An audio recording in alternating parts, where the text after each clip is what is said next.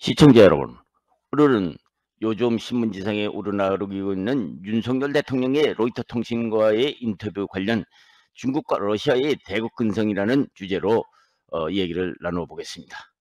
우선 얘기 시작하기 전에 3.1절 독립선언서에 나오는 일부 구절을 낭독을 해보겠습니다. 낡은 시대의 유물이 침략주의와 강권주의에 희생되어 우리 민족이 수천 년 역사상 처음으로 다른 민족에게 눌린 지 10년이 지났다. 그동안 우리 스스로 살아가는 권리를 빼앗긴 고통을 헤아릴 수 없으며 우리의 정신세계를 발달시킬 기회가 막혔던 아픔이 그 얼마였던가. 우리 민족의 존엄함에 상처받은 아픔이 그 또한 얼마였으며 새로운 기술과 독창성과 세계 문화에 기여할 기회를 잃은 것이 그 얼마였던가. 새로운 세상이 눈앞에 펼치도다. 힘으로 억누르는 시대가 가고 도의의 시대가 이루어지는 시대가 왔도다. 수천 년간 갈고 닦으며 길러온 인도적 정신이 이제 새로운 명이 밝아오는 빛을 인류 역사에 비춰 보도다. 양심이 우리와 함께 있으면 진리가 우리와 함께 오는 것이다. 우리는 저 앞에 밝은 빛을 향하여 힘차게 나갈 뿐이다. 안중근 인사가 일본 이등병문을 할빈에서 저격하여 재판을 받을 때 말한 동양평화론을 보면은 우리의 3.1절 독립선언문과 일맥상통하는 데가 있다고 볼 수 있습니다. 그렇습니다. 여러분도 잘 아시다시피 우리나라의 역사를 그동안 살펴보면은 중국을 대국으로 인식해온 것을 부인할 수 없었죠. 그래서 조선 말기 청일전쟁이 있기 전까지 우리는 중국을 대국이라고 부르고 조공대상의 나라이고 중국을 인식해온 것은 사실이었죠. 그러다가 당시 중국의 청나라와 일본이 전쟁을 치른 청일전쟁에서 중국의 청나라가 패하자 그토록 조공대상이던 중국이 갑자기 우리나라 사람들에게는 중국이야말로 세계에서 제일 약하고 천한 나라라고 우리나라 사람들은 인식하게 되었습니다. 이런 내용은 1896년 9월 12일자 우리 독립신문에 나와 있는 글에서 표현되어 있죠. 왜 그렇게 대국으로 조공 대상으로까지 여겨왔던 중국이 천하다는 얘기까지 나왔을까요? 생각해 봅시다. 청일전쟁이 뭡니까? 오늘날로 시진핑의 중국의 땅덩어리가 크고 인구가 많으니 우선 누구든지 세계 각국도 중국이면 먼저 우리가 옛날 생각과 같이 무엇인지는 모르지만은 다를 것이라고 생각하듯이 이 당시 그 작은 땅덩어리를 가진 일본이 그 큰 땅덩어리를 가진 중국을 청일전쟁에서 이겼다니 놀라운 일이 아닐 수 없었죠. 1874년 김옥균, 박영교, 박영효 등 우리의 젊은 청년 개혁파들은 이런 것을 보고 조선도 중국 중심 사고방식에서 벗어나서 일찍이 서양 문물을 받아들인 일본을 모델로 보고 우리나라도 개혁정부를 세워야 한다고 했지만 여러분도 잘 아시다시피 3.1 천하로 모두 개혁은 실패하고 조선 말기 그동안 중국 청나라의 영향권에서 벗어나 우리를 얕잡아 보고 조선을 서양 제국주의 시대에 발맞춰서 조선을 집어삼키려 하자 음흉한 러시아가 고종을 보호한다는 이유로 자기 나라의 궁전을 버리게 하고 자기들 대사관에서 비난 아닌 피난 생활을 하게 했죠. 여러분도 잘 아시다시피 아간파천이라는 것이 그것 아닙니까? 당시 고종은 러시아 대사관에서도 러시아를 믿지 못할 대상으로 보고 다시 대궐로 돌아오지만은 이게 당시 정상적인 나라였겠습니까? 결국 한일 합방의 경술국치가 되어 나라는 일본 식민지로 되어버리고 말았지만 힘이 없는 우리나라는 어쩔 수 없던 시절이었기 때문에 설는지도 모르죠. 강제로 당시 대한 제국을 일본 제국에 합방시킨 것에 붕괴한 안중근 의사가 만주 할빈에서 이등방문을 저격하고 재판을 받을 때 안중근 의사는 이런 말을 했다고 합니다.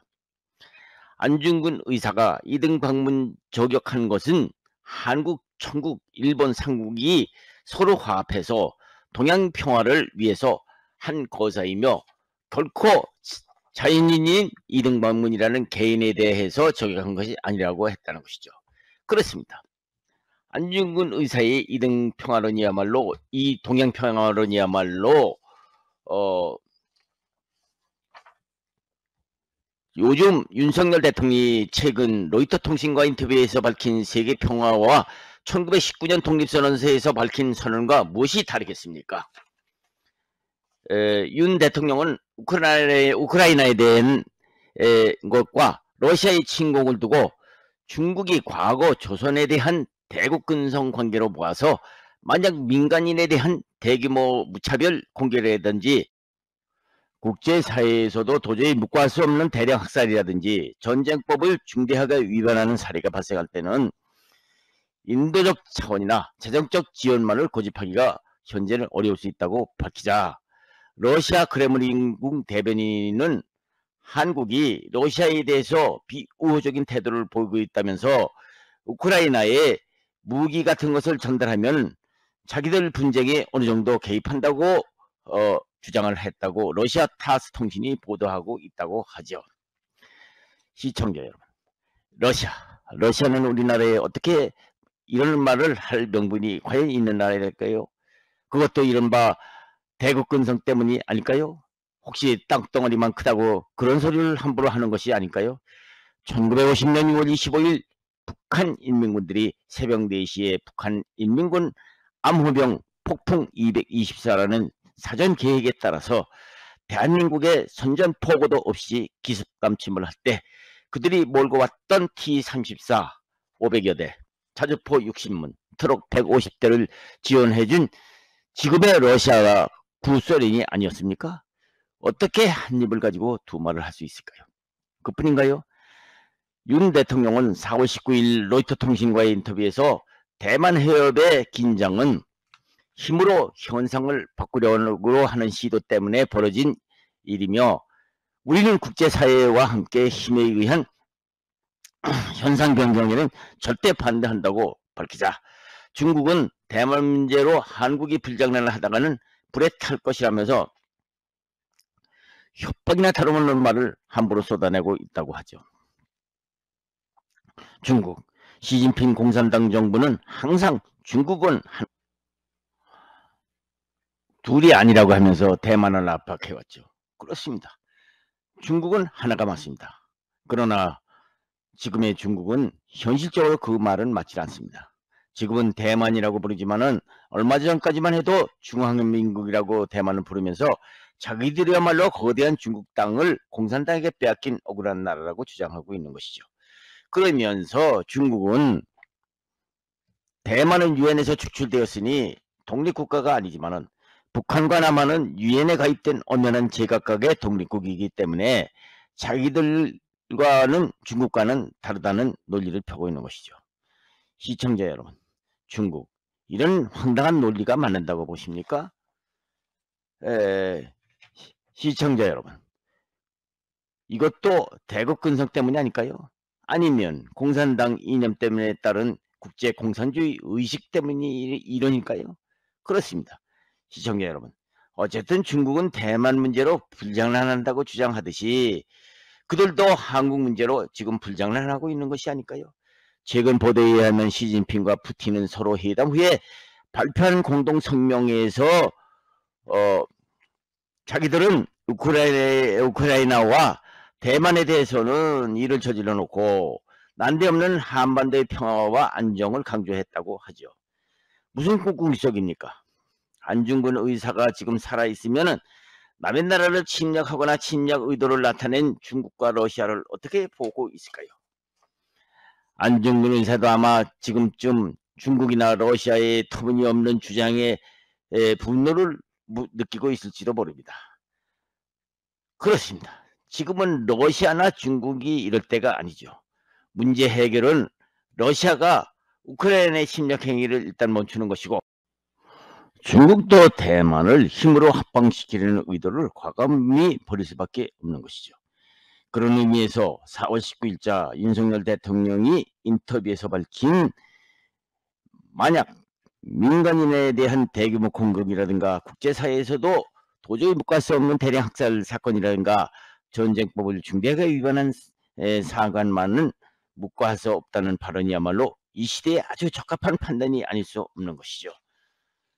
3.1 독립선언이나 안중근 의사 등 동양평화론이야말로 우리나라 대한민국의 국민적 공간과 국제적 신뢰를 얻는 발언이 아닐까요?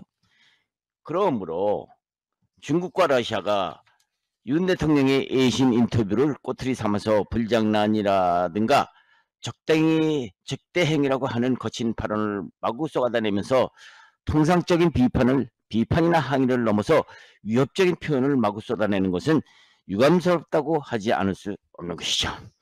끝으로 오늘날 윤 대통령의 그 분석이야말로 우리의 독립정신과 상통하는 우리 대한민국의 미래라고 할 수 있는 것일 수밖에 없는 것이죠.